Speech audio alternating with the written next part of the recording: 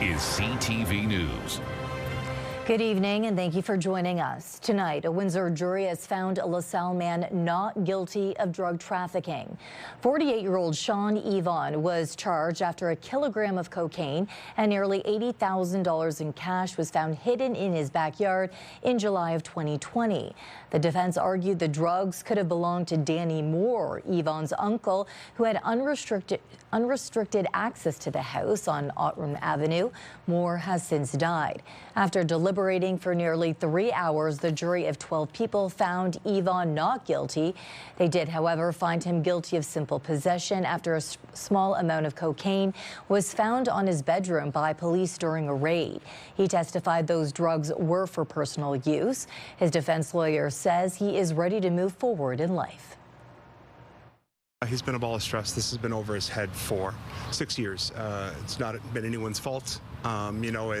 He got charged during COVID. There have been backlogs. He had to change counsel because this counsel became a judge.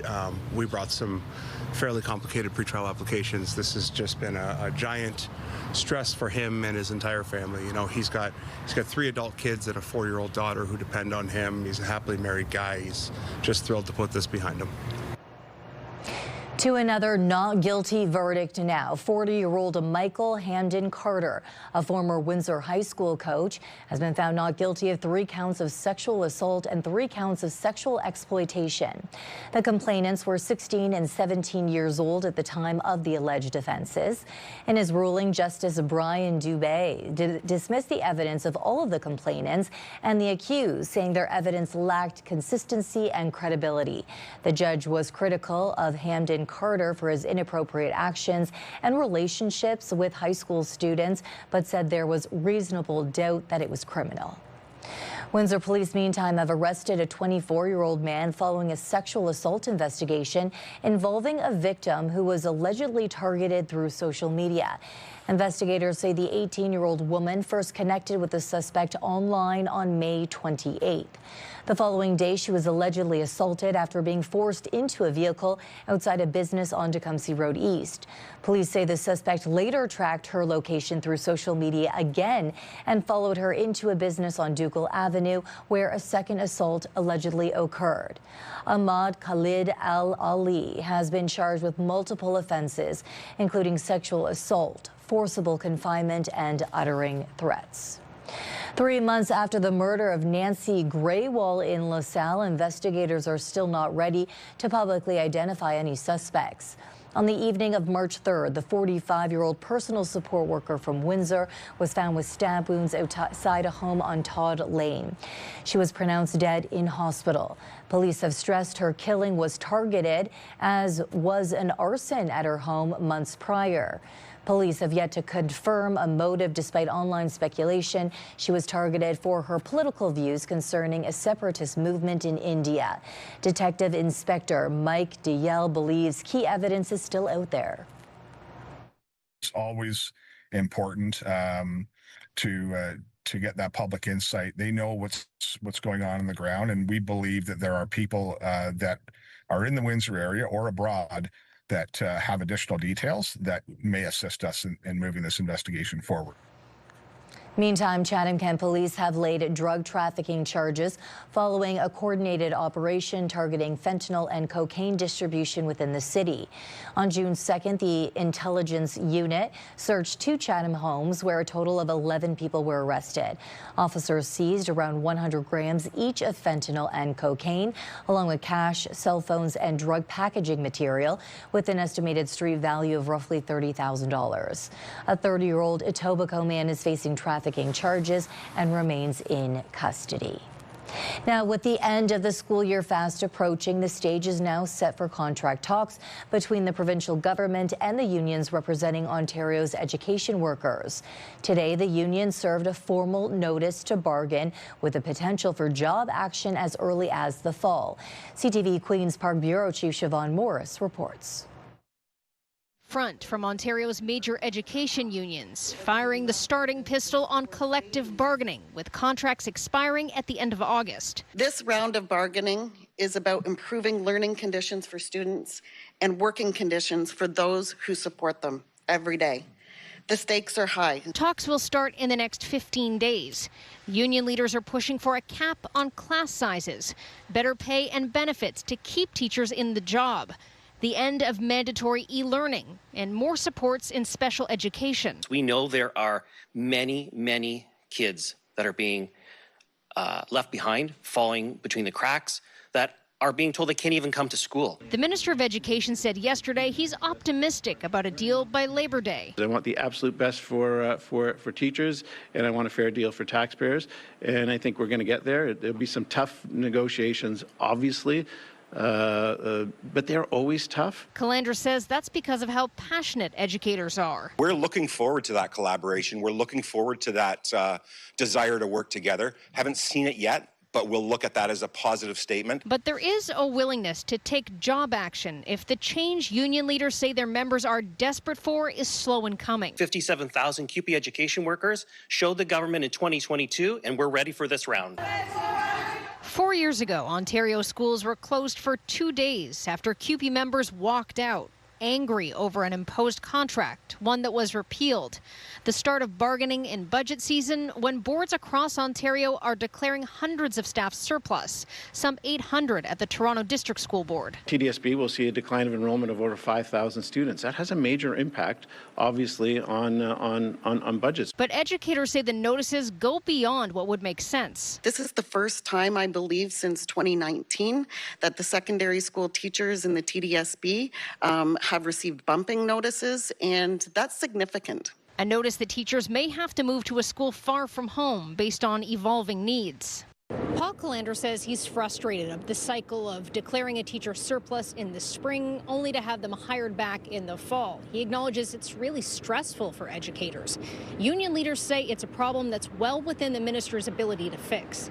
Siobhan Morris, CTV News. A historic first on the University of Windsor campus today. The country's first cohort of registered nurses graduating with the ability to prescribe certain medications. CTV's Robert Lothian spoke with graduates about the significance. On a day of many lasts at the University of Windsor, from a last visit to a final goodbye, there's also a first in this graduating class. Canada's first group of registered nurses graduating with prescribing authority.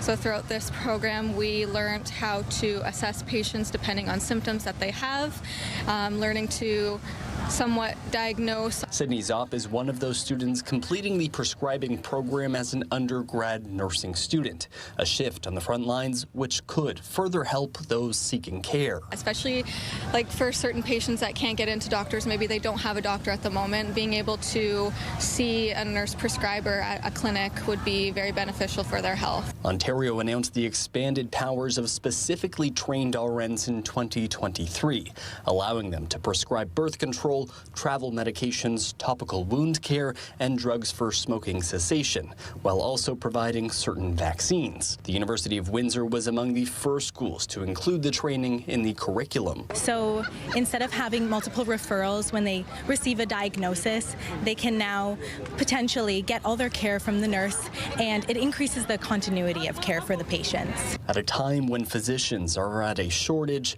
RNs in some settings could help to fill in more gaps. The nurse is already there assessing their patients and providing care to them throughout their entire shift, so they know the patient very well and can use their clinical judgment to make a good decision on what medication they might be needing. The university received funding from the province in 2025 to support the RN prescribing education. Wednesday's graduation is a sign of change in healthcare. For those in the inaugural class, the significance isn't lost on them. This is a very historic moment that in the future will reflect on the 2026 graduates of nursing in terms of being a part of this important milestone. I take a lot of pride in saying that I'm one of the first nursing students to have RN prescribing behind my name. Robert Lothian, CTV News, Windsor.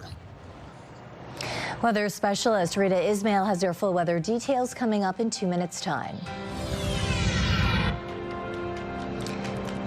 And still ahead, tributes pouring in following the death of Peebo Bryson, the voice behind iconic Disney classics like Beauty and the Beast and A Whole New World. Rita joins me again. And Rita, the temperatures were gorgeous for my 6-year-old son's soccer game earlier this evening. Yeah, it was a beautiful evening right across Windsor, Essex. Steph, 27 degrees our daytime high. Normal this time of year, we're above that. That's usually 24. The record, 31 in 1949. As we head into the night, we do have clear skies and more sunshine in store for your Thursday. Again, an area of high pressure really dominating the forecast the last few days.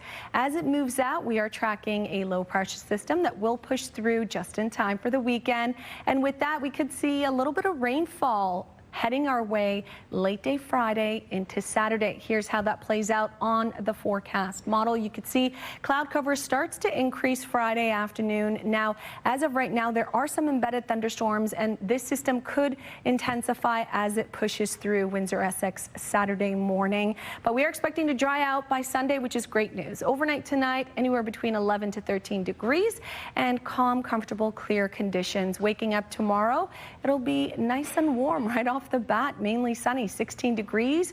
The UV index around noon will be quite high, and the winds will start to pick up out of the southwest, gusting 20 to 40 kilometers per hour, ushering in that warm 30 degrees. We might even feel a little bit of humidity for your Thursday afternoon. And much of the same early Friday, 31, the forecast high. Again, keep in mind that is above seasonal average. We are expecting that rain late day for us here in Windsor. Friday into Saturday, bulk of the system will move through overnight Friday into Saturday morning. The chance of showers diminishes later Saturday evening, but our temperatures remaining quite warm. 28 degrees Saturday through to Monday. Sunday looks to be the drier of the 2 days, and then the sunshine returns Monday and Tuesday. Wall-to-wall sunshine, not a cloud in sight for next week. 28 to 30 degrees the daytime high, so a similar pattern will return to Windsor, Essex. Stefanie? Okay, thanks, Rita. The Trump administration is shifting its tariff strategy after the U.S. Supreme Court struck down earlier measures. Now the focus is on imports tied to forced labor and a proposed 10% tariff on Canada and other trading partners accused of not complying. CTV's Abigail Beeman has Canada's reaction to the changing trade rules. Hello. Just hours after the U.S.-Canada trade minister said he had a positive meeting with Jamieson Greer, Greer's office said Canada is among the countries that could be hit with a new 10% tariff for failing to take action on forced labor. The failure of our most important trading partners to address the importation of goods made with forced labor is unacceptable. This creates a dynamic where American workers are forced to compete globally on an unlevel playing field, Greer said. This is not a surprise. The Prime Minister pointed out the vast majority of goods fall under the Canada-U.S.-Mexico free trade deal and won't be impacted. He says Canada supports the overall objective. We made some changes earlier this year on things that candidly were not as effective, so there's ways we can change things legislatively. We'll be proposing that to the House in the coming weeks. LeBlanc wouldn't answer whether he and Greer discussed Canada's move to allow some Chinese EVs into the market. We don't discuss publicly the content of private conversations or private discussions. U.S.-Canada expert Christopher Sands says the U.S. is intentionally moving some trade irritants outside CUSMA. The good news is that might mean the USMCA could move as far as renewal, or that the negotiations could be more constructive going forward. The bad news is this is designed to keep the U.S. with leverage, even if we renew USMCA, because we have the other issues that we could use to impose tariffs on Canada. Now, these tariffs aren't in place just yet. Experts say important to point out there is a process. The USTR will hold hearings about them July 7th. Abigail Beeman, CTV News, Washington. With the wheat harvest season just weeks away, a major expansion at a Staples grain elevator, which is expected to help Essex County farmers spend less time waiting in line and more time in the field. DG Global has completed a multi-million-dollar upgrade, increasing storage capacity by about 50% and more than doubling the facility's receiving speed. CTV's Chris Campbell explains. As combines prepare to roll into wheat fields, a familiar bottleneck for farmers may soon be a thing of the past. The Staples grain elevator has undergone a major expansion, adding 8,000 metric tons of storage space, bringing total capacity to 24,500 metric tons. This investment added 50% capacity to us, so opens up a lot of opportunities for us going forward. The project also included 2 new receiving pits and upgraded grain handling equipment. Huffman says the elevator's receiving speed has increased from about 10,000 bushels per hour to nearly 25,000 bushels per hour. Instead of farmers waiting for a couple hours, we're looking at 30 minutes, if that, in and out, just more efficiency. For farmers, every minute counts during harvest. Local producer Jeff Taylor has been delivering grain to the Staples elevator for 40 years. It's nice that we have a location that's close to us and that can unload us on a timely basis so that we can get back to the field and get that harvested on a better time. Agronomist Emma Epps says the improvements arrive just as growers are anticipating a strong wheat crop. I think it's going to be a good wheat crop. It has had a really nice flowering time right now. That's where most of the grain fill and your yield comes from, so that's going to really help. The expansion also comes at a time when global markets continue to play an important role in local agriculture. Taylor says today's farmers need to keep a close eye on world events and international trade, while elevator operators say the additional capacity will help move more grain to markets beyond Ontario. And keeps competitiveness up, so I'm very happy to see this. Company officials say this may only be the first phase of growth at the Staples site. Additional storage bins are already being considered for future expansion. Chris Campbell, CTV News. 13 years after closing its door in Windsor, Zellers is coming back. The iconic Canadian retailer has announced plans to open a new location at Tecumseh Mall this summer. That's where we find CTV's Travis Fortnum, who was there earlier today. The list of stores inside Tecumseh Mall will soon have a new name at the bottom. Alphabetically. We got Zellers coming to this mall. 13 years after shutting down, Zellers is returning to Tecumseh Mall. Its first standalone store reopened in Edmonton last fall. Now 2 more are coming to Ontario. It's amazing. Yeah, I think that's great. I mean, I feel like Windsor needs something like that back. We like to go in and try stuff on. Zellers has been a Windsor landmark for so long. Come on back, Zellers. I think it's a good idea. Technically speaking, I love to shop anything Canadian. It'll suit the area perfectly. I think they'll be successful. The company agrees. In a statement to CTV News, Zellers COO Joey Bonita says after the success of its Edmonton store, the company began looking for the next locations, saying, quote, Windsor represented an opportunity where everything aligned in a meaningful way. Bonita also calls Tecumseh Mall an ideal partner, citing the brand's long history in the community. And it's that history that has many shoppers looking forward to the return. We used to shop there when I was younger with my grandmother. Oh, yeah, I loved it when we had it. I don't know why they closed it. I think it's a good strategy to be diving into people's nostalgia because it results in more social connectedness. Pushpinder Gill, an assistant professor of marketing at the University of Windsor, says nostalgia isn't just for people who remember shopping at Zellers. He says younger generations can still connect with the brand, creating what marketers call a sense of collective nostalgia. And even with the growth of online shopping, Gill says many consumers still value the experience of browsing in person. Customers would like to get surprised. Customers would like to roam around the store because it lowers their level of anxiety. Zellers is opening a store in Toronto later this month. The Tecumseh Mall location is expected to follow in July. It will be inside the mall this time and smaller, so likely no restaurant this iteration. Travis Fortnum, CTV News.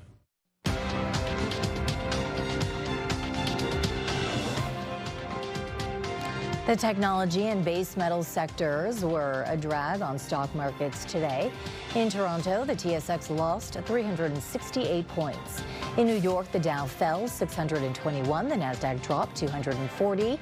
The Canadian dollar is down a quarter cent today. On commodity markets, gold dropped $53 an ounce and oil gained to $2.26 a barrel. Start your day with the latest local news. By signing up for our newsletter, you'll get direct local content straight from CTV Windsor to your inbox, including top stories, the forecast, and videos. You can sign up at ctvnewswindsor.ca. Community members gathered last night ahead of the 5th anniversary of the deadly attack of the Afzal family. It was deemed an act of terrorism motivated by anti-Muslim hate. Rita Ismail has more on the reflections on the progress made and on the work that still lies ahead. A moment of silence, honoring the lives of the Afzal family. This Saturday will mark 5 years since the family was killed while out for an evening walk in northwest London. Tuesday night, community members gathered to remember them and focus on preventing similar acts of hate in the future. As we remember the family, as we remember their pain, as we remember the misery that the family has gone through at that moment and in the last 5 years, we also want to know how we can move forward together as a community. The event, called Rooted in Remembrance and Growing Together as Allies, brought together residents for conversations about allyship, inclusion, and combating discrimination. While organizers say important conversations have taken place since the attack, many believe more work remains. There's still a lot of hate that exists and many different incidences of Islamophobia alongside other forms of racism and discrimination continue to plague our communities. My own personal interactions with the family, which continue to this day, one of the things that they emphasize is that they say that this is not about the family themselves in and of themselves, but rather the focus is on the work that needs to be done within the community in order to prevent this from happening anywhere else. For volunteers and attendees, the responsibility extends beyond the Muslim community. The broader community, the non-Muslim community, for example, in this instance, is committed to joining together, committed to individual actions to ensure that nothing of this sort ever happens again in London. Nathaniel Veltman, who deliberately drove his pickup truck into the Afzal family simply because they were Muslim, was convicted on 4 counts of first-degree murder and 1 count of attempted murder in 2023. His appeal is currently before the courts. As London prepares to mark the 5th anniversary of the attack, organizers of tonight's event say remembrance must be paired with action. Rita Ismail, CTV News. Celine Dion delivered an emotional message today on the death of Grammy Award-winning singer Peabo Bryson.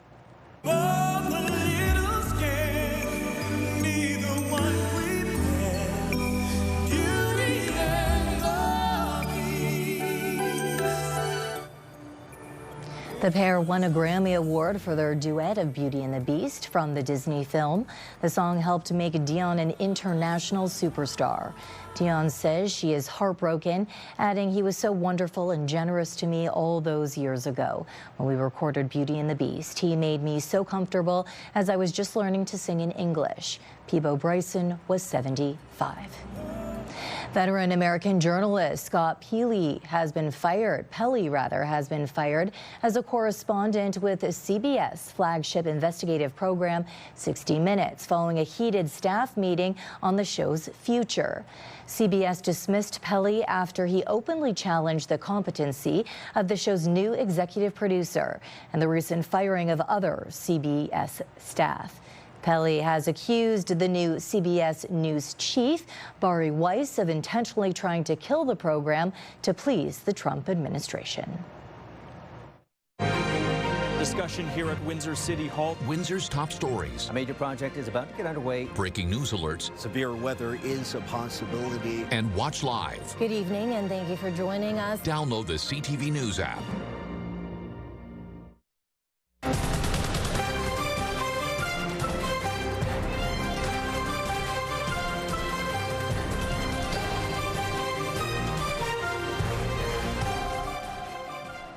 Rita joins us one final time with her exclusive 7-day forecast. Rita.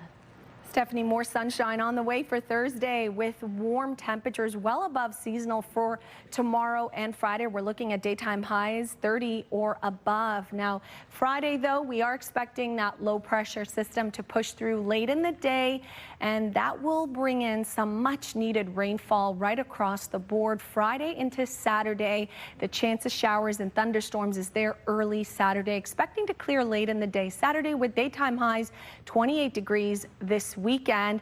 Sunday, we are going to dry right back out Sunday through to Tuesday with well above seasonal daytime highs near 30 degrees next week. Stefanie? For many Canadians, this year's spring getaway may not lead far from home.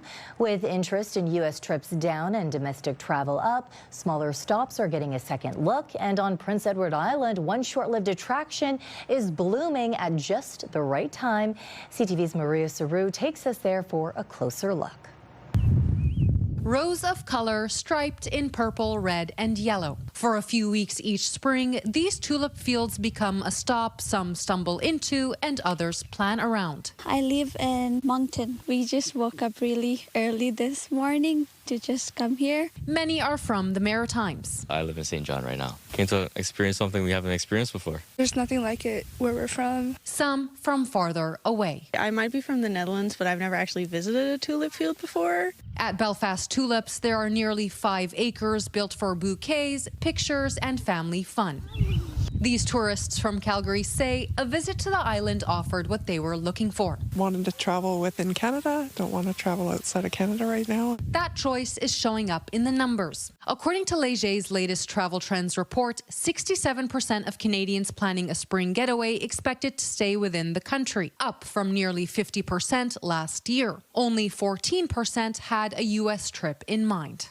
But staff here say the farm is drawing people from both sides of the border. We're getting a lot more visitors from the mainland, definitely around Atlantic Canada. I've met quite a few people myself from the United States. People as far as Florida are arriving. And for some islanders, it's becoming a familiar backdrop in their photo albums. Last year we took pregnancy photos, so this year I wanted to take some pictures with the new baby. A colder spring has stretched the season here a little longer, with the farm expected to stay open at least through the weekend. But once the window closes, visitors will have to wait until next year for the blooms to be back again. Maria Saru, CTV News, Belfast, Prince Edward Island. That's your news for tonight. Thank you so much for watching. See you right back here tomorrow night.